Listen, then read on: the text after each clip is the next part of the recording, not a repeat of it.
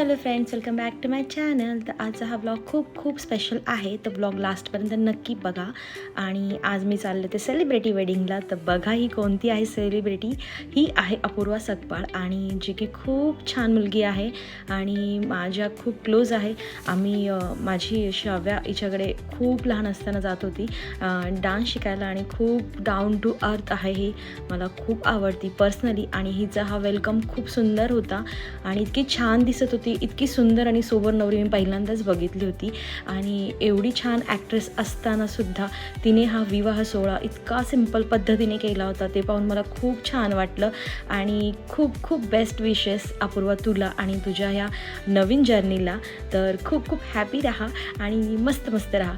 आणि तर बघू शकताय तुम्ही, खूप सिम्पल असा हा सोहळा होता. त्यांनी छान पद्धतीने सगळ्यांनी त्यांना खरंच फॉलो करायला हवं, कारण की हल्ली कसं झालं आहे, खूप तामझाम असतो लग्नांमध्ये. तसं त्यांनी हा सिम्पल सोहळा ठेवलेला होता.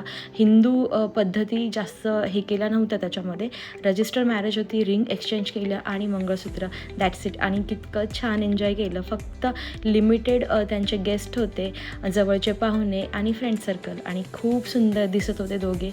सिरियसली त्यांची जोडी खूप छान दिसत होती.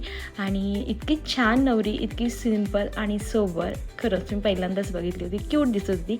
खूप छान दिसतेस तू अपूर्वा, आणि तुझ्या ह्या नवीन जर्नीला माझ्याकडून खूप शुभेच्छा. अशीच छान राहा आणि खूप मस्त कामं करत राहा. आणि त्याच्यानंतर तुम्ही बघताय त्यांचे हार एक्सचेंज झाले.